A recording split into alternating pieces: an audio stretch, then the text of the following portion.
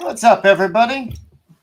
Hello, and I hope you're having a fantastic day. So, what is it that we're going to get up to today? Well, today is, like I said, we're going to get out all of the ingredients to do an interesting bit of conjuration today. And so I'm going to set the camera up so that way what we're doing, you get a chance to get a look at. Okay, so what we are doing is mixing the spell of the day with the rainwater to make an infusion. Now, these are ingredients that you should not inhale as far as like your allergy, like mind your allergies with this stuff, folks. Mind your sensitivities. Okay. And so with these ingredients, with the spell of the day, with the rainwater, with denatured alcohol in its vessel, right? We're going to be adding the rainwater to the boiling flask with the herbal compound. Now, depending on what you do and how you want to do it, you can do it one of two ways, right? You can use a hot plate. You can use the stand, etc. Like there's a bunch of different ways to get your setup going right, and making sure that everything is nice and tight, so that way it doesn't move, so that way it doesn't fall over on you, is really important, because this shit is going to get hot, and we want to make sure that you're safe.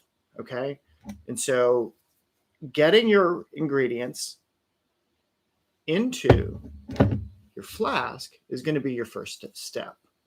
Okay, why are we doing this first? Because the liquid, it can leave a residue. Like it can get stuff stuck. We don't want to get stuff stuck, so we want to make sure that we're adding these ingredients. So this is the patchouli root, this is the tonka bean, this is the rose, and this is the mistletoe. Okay, so this is the blend from earlier today.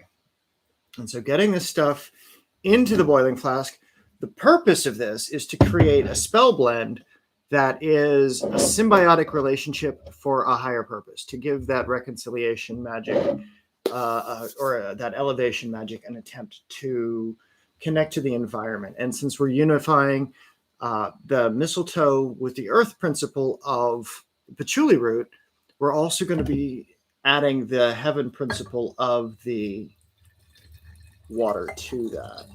And so this infusion, right? So we could just let that sit there for a couple of days and let it do its thing. If we want to speed it up, then we set this into motion, right?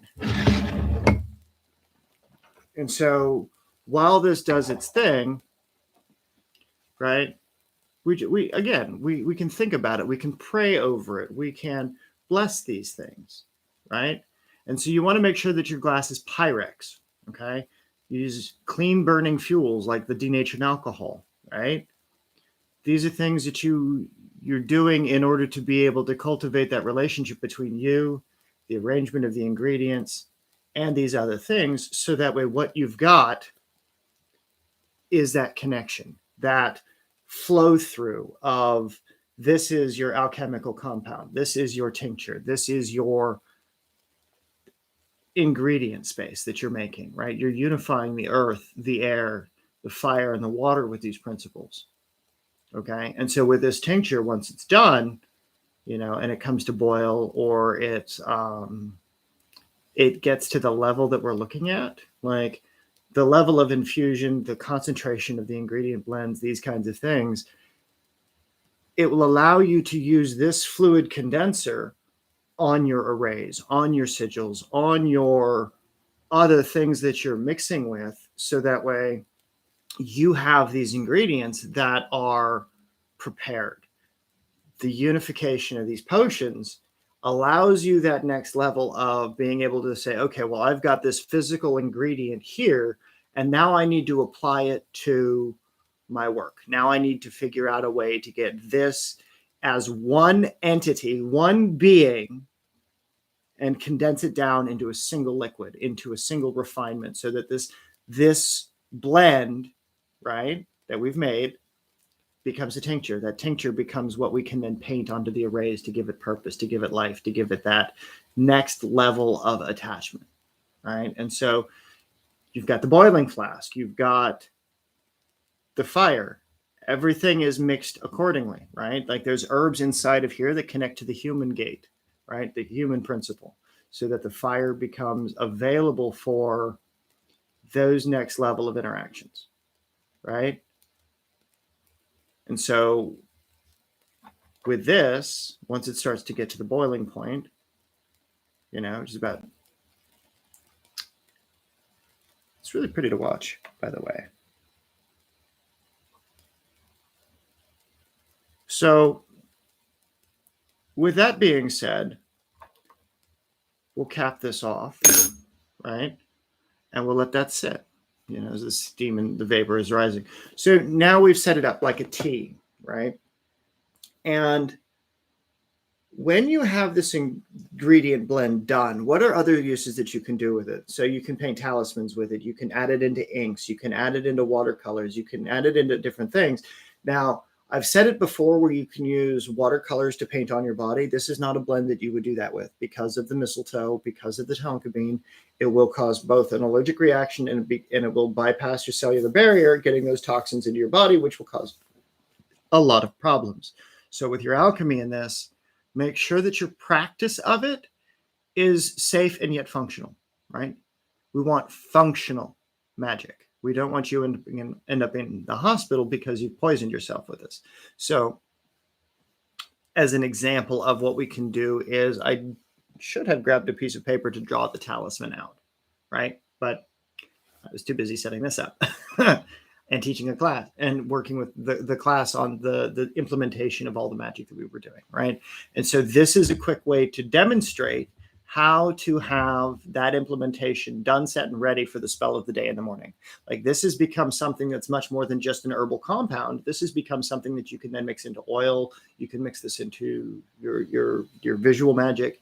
So if you're doing watercolor painting, right, and you want to incorporate magic into your painting, this is a way that you can do that, right? This is a way that you can use the water that you dip your brushes in as a condenser fluid, right? It was in Ed Fitch's A Grimoire of Shadows back in the early 2000s that I was reading on these. The idea of a condenser of mugwort, yarrow, and what was the other one? There was another ingredient in that. Mugwort, yarrow, chamomile was it? And then you paint it on the back of a photograph, and then you stare at the photograph, and it allows the vibration and the resonance between you and that image so that you can see it moving, right? And this was before Harry Potter came out. Like the book was written in the 90s, like years before this shit came out. And so you get these attachments to images, you get these attachments to sacred iconography where you can literally make the ingredients that you use in your art, in your practice of whatever it is. If you have to dip a pen in something, strain this out, and then this becomes your pen cleaning, like to mix with the different inks or the ingredients, right? And so with a blend like this, it's nice and simple, or at least it looks like it's nice and simple, right? We did the spell of the day in the morning, put it with the rainwater today, and you've got an entire thing can be added into and incorporated into your practice as a daily use, right? Something simple. It doesn't have to be super complex, right? The reason I use glass is so that there's no transmission of anything that isn't what I intend, right? And so that's the thing with this is that using the glass instead of metal, there is no metal influence, right? There's no, is this made out of copper? Is this made out of stainless steel? Is this made out of something that's going to, transmit cancerous particles because of the non-stick surfaces to them, right? Using a boiling flask, it eliminates all of that because it is an inert material, right? And so having an inert material means nothing can absorb from it, nothing can be absorbed into it, right? Allows us to use even just the steam vapors, right? Now, here's an interesting thing that you can do with it too, is you can evoke spirits into the conjuring sphere of your boiling flask after it's acquired its heat. You can use the steam vapor as a scrying intermediary. So you can use a vessel like this you see how in the video it's got the steam layer with the layer of water and the droplets are forming. If you go into that space and you lose your mind in that space, like you allow the images, you allow the thing to come through, under certain conditions, this kind of a thing can help induce visions, right? Depending on what ingredients that you have in this, to be able to get those kinds of things into the atmosphere in your local vicinity. Again, don't poison yourself with this ingredient, but this is a way that you can do that, right? And it's a very easy way for you to, safely do these things where you don't have to worry about, making your kitchen a bunch of dirty pots and stuff like that. You don't have to.